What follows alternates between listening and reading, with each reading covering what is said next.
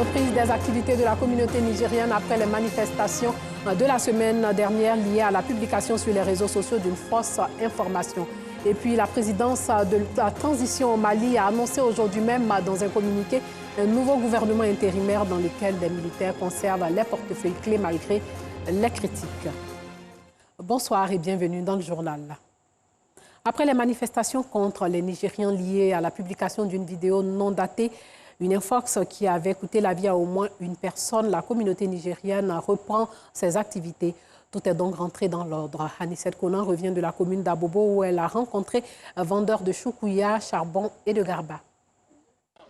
Ce lundi, Isiaka, Mamadou et Adamo, tous trois Nigériens, sont à leur poste au marché Magassi. Ce qu'ils avaient là, cette station-là, ce qu'ils avaient là, c'est pas bon. Ça parle leur main. Nous, on est venu, on n'a pas besoin de les farabres. On a venu pour faire commerçant. On gagne un peu. À un moment, on va partir. Il a trouvé nous avec Kayu, les machades là, on va les tuer. Comme ça, cette station-là, c'est pas bon. C'est que si on a pris le travail même, on a activité même, sans problème. Après, on avait 1 heure de temps, on a fini. Quand on a fini, on dit, bien, il faut quitter chez Abobo. Chez Abobo, il n'a pas compris, il n'a pas quitté. On a content. Hier, là, c'est nous, il a trouvé. On a accueilli, il y a mon bureau là-bas, là. Ils sont partis là-bas. Avec le ministre de Niger, avec Abidjan ici, là, ils sont venus, nous, tout contents. Non, oui, ça va. Il est venu, il a commencé à travailler aujourd'hui. Ça va, je suis content. Pour Roro Mamdou, responsable du marché Makassi d'Abobo, il y a eu plus de peur que de mal. Il exprime son infinie gratitude au gouvernement ivoirien. Ce que je peux dire, vraiment, c'est pour remercier la Côte d'Ivoire, l'autorité de la Côte d'Ivoire, vraiment nous apporter le soutien à 100%. Parce que depuis l'événement a commencé, la préfecture de police vraiment nous a donné beaucoup de renforts. Et puis on remercie le président qui a pu réagir à un moment que nous on a besoin d'aide, il nous a aidés. Du côté du Carrefour Marché, Amoussa et Yakou vendent de la tiéké au poisson-thon communément appelé du garba. Passé les heures chaudes, ils se réjouissent de la normalisation de la situation. Le moment que ça a commencé là était fait, donc maintenant, ici à l'œuvre, la grâce de Dieu, on travaille tranquillement. Aujourd'hui, je travaille, il n'y a pas quelqu'un qui est venu ici, parler mal ici. Une reprise d'activité qui rend heureux les nombreux clients friands du garba. Depuis qu'ils ont commencé là, on n'a pas mis un bon garba. Quand ils ont repris, on est en train de mettre un bon garba. Donc ils n'ont qu'à laisser les palabres. C'est la paix qui est bonne. Ce que moi je peux dire aux Ivoiriens aujourd'hui, c'est de ne pas être sous l'effet de la colère.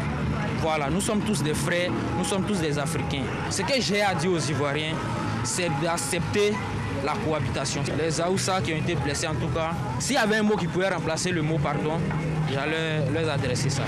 Voilà, il y a quoi à eux. Aujourd'hui même nous sommes là, c'est pour manger le garba. Donc c'est une famille. Nous sommes tous africains. Voilà, nous formons une grande famille. Ce monsieur par exemple, on se connaît, ça vaut plus que 10 ans quoi. Bon, nous mangeons ici, vraiment on n'a qu'à mettre bas la terre. Rien que la paix quoi. Tout est parti de cette vidéo. Un fake news propagé sur les réseaux sociaux. Des jeunes Ivoiriens auraient été maltraités par des hommes en armes nigériens. Une fausse information qui a entraîné de violents affrontements entre des jeunes abidjanais et des jeunes nigériens. Bilan, 2 morts et des dizaines de blessés. L'auteur de l'appel à la violence a été arrêté et condamné à 5 ans de prison. Les autorités nigériennes et ivoiriennes multiplient les initiatives et les appels au calme pour que plus jamais cela ne se reproduise entre les deux peuples qui entretiennent des relations exemplaires. Parlons éducation avec la réforme du système éducatif lors d'une conférence de presse à la salle de conférence du département de pharmacie de l'université Félix Houphouët-Boigny de Cocody. Sur la table, les défis à relever au niveau du système éducatif, défis qui appellent à créer un conseil national de l'éducation-formation afin d'obtenir un toilettage de tout le système éducatif. Bintou Pekele. Devant les journalistes, crée à la main sur un tableau, Dr André Déazon, spécialiste en sciences de l'éducation, fait une démonstration de ses idées sur la réforme du système éducatif ivoirien. Pour lui, il faut aller au-delà des états généraux et créer le Conseil national de l'éducation-formation, CNEF. Il faut une structure permanente, structure scientifique permanente, que j'appelle Conseil national de l'éducation-formation, piloté par des experts scientifiques indépendamment de tout appartenance politique, pour faire du travail scientifique. On ne peut pas développer un pays sans accorder le primat à la science et à la technique. Le président Faure l'a dit il y a longtemps. L'avenir appartient à la science et à la technique. Le moment est arrivé de sortir des émotions et des tendances partisanes pour nous adonner à la science. Donc créer le Conseil national de l'éducation et de la formation, qui sera une structure scientifique qui va veiller au grain dans le développement du système éducatif. Auteur de plusieurs ouvrages, Dr André Déazon invite les enseignants à revoir la pédagogie en utilisant leurs connaissances pour une meilleure transformation de l'apprenant. L'apprentissage, c'est pour transformer l'enfant. Mais si on ne peut pas transformer, pourquoi il apprend? Son niveau de départ va être différent à la fin de la formation. Mais quel enseignant qui a la preuve scientifique que son apprentissage transforme effectivement l'enfant? Il n'y en a pas. Si la pédagogie n'est pas prise au sérieux, quelle que soit la beauté des bâtiments, hein, c'est comme si vous aviez une sauce avariée dans une marmite neuve. Ça sert à quoi? Le Conseil national de l'éducation et formation CNEF, proposé par Dr André Déazon, aura pour fonction la veille, le contrôle, la mémoire des acquis, le laboratoire scientifique en perpétuelle réflexion sur l'école et l'innovation. Le CNEF pourra aussi collaborer avec le ministère de l'Éducation nationale, de l'enseignement technique et de la formation professionnelle pour une meilleure réforme du système éducatif.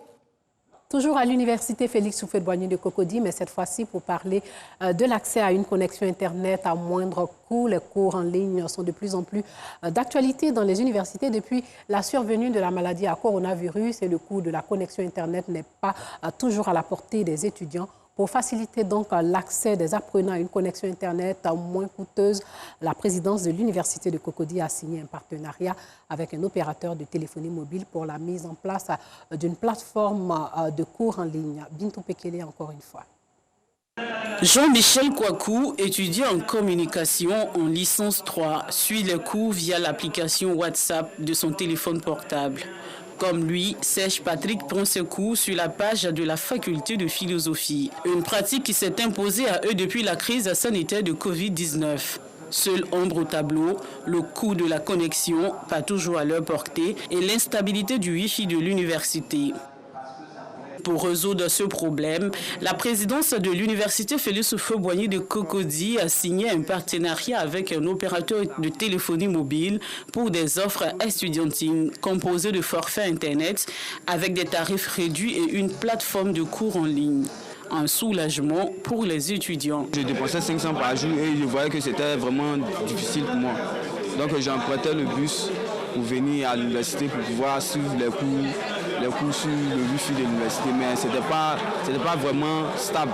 Les téléchargements aussi, ça consommait beaucoup. Donc cette offre, elle a bien venu pour nous. Mes difficultés, c'était au niveau du rechargement aussi, parce qu'en dehors de l'université, il fallait recharger. Ils voient que lorsque tu n'as pas les moyens, c'était un peu difficile. Et avoir la plateforme Microsoft, c'est encore plus facile et plus fiable. Selon les responsables de cette université, 300 enseignants ont été formés aussi pour dispenser des cours en ligne dans une université conçue pour donner des cours en présentiel. Coronavirus oblige. Sur cette plateforme, les étudiants pourront suivre les cours en temps réel et pourront aussi les réviser. Ici, on a opté pour l'option hybride. Donc, on a des UE fondamentales qui sont faites en présentiel et les UE non fondamentales ou mineurs qui sont faites en ligne. On s'est dit qu'à côté du Wi-Fi qui est en cours de déploiement à l'université Félix Houphouët-Boigny, qu'il fallait trouver des offres qui puissent permettre aux enseignants de pouvoir dispenser leurs cours et aux étudiants de pouvoir suivre leurs cours sans dépenser une forte somme. Donc ça vient en complément du Wi-Fi qui est en cours de déploiement.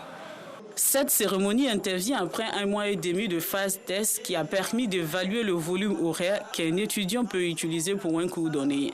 Avec ce partenariat, la présidence de l'université Félix Houphouët-Boigny de Cocody envisage un bon déroulement des cours afin d'assurer une rentrée universitaire unique le 10 octobre prochain pour l'ensemble des étudiants. Sachez que l'ONG Croître comme un palmier a organisé une soirée dédiée à la veuve. Il s'agit pour les membres de l'organisation de recenser les besoins de ces femmes en vue de leur apporter aide et assistance. Ces femmes ont participé à des conférences qui leur permettront de mettre en place des activités génératrices de revenus. Ido Georgette nous en dit un peu plus. Aider les veuves et les familles démunies à se prendre en charge, les emmener à créer des activités génératrices de revenus, ce sont les objectifs de la soirée des veuves. Pour les membres de l'ONG Croître comme palmier ou encore l'association de création artistique et culturelle de promotion, développement humain et des œuvres humanitaires, cette soirée devrait permettre de soutenir les veuves et les femmes démunies qui ont du mal à joindre les deux bouts et à assurer les études de leurs enfants. C'était une occasion pour ces veuves et femmes démunies de partager leurs expériences en matière d'entrepreneuriat. À partir du secteur d'activité, à partir du niveau de maturité, à partir en tout cas d'indicateurs particuliers que nous avons qui apprécient leurs différentes capacités, on va pouvoir organiser une première formation d'accord partie avec même la Chambre de commerce pour pouvoir justement leur permettre à ces femmes-là d'être éduquées dans l'entrepreneuriat. Il faut que les femmes comprennent qu'elles ont leur place dans la société, elles ont un rôle à jouer et le développement ne peut pas se faire sans toutes les forces vives de la nation. Cette cérémonie est une cérémonie pour non seulement égayer des femmes veuves, mais aussi c'est l'occasion de leur faire des dons pour leur permettre de subvenir à leurs besoins, mais également leur donner des opportunités pour qu'elles puissent entreprendre.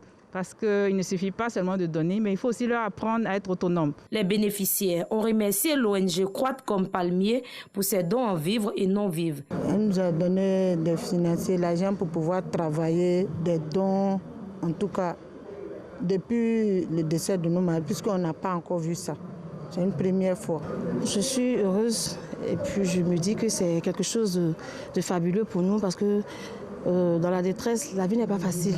Donc quand tu as une main qui t'est tendue, vraiment c'est une grâce. Donc je loue le courage de cette dame-là et je bénis l'Éternel pour sa vie. Elles ont par la suite demandé aux autres organisations non gouvernementales œuvrant pour le bien-être des couches défavorisées de leur emboîter le pas. Des témoignages et des projections de films ont été les temps forts de cette soirée dédiée à la veuve.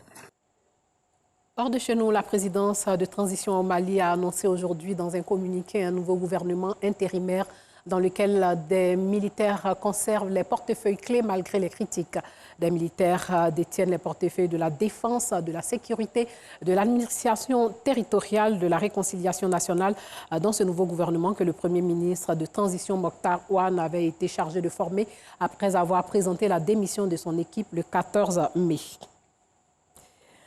Des centaines de manifestants en colère sont descendus dans les rues à la sortie d'Abuja au Nigeria aujourd'hui et ont tenté de bloquer une autoroute pour protester contre une hausse importante des kidnappings contre rançon dans la périphérie de la capitale fédérale du Nigeria.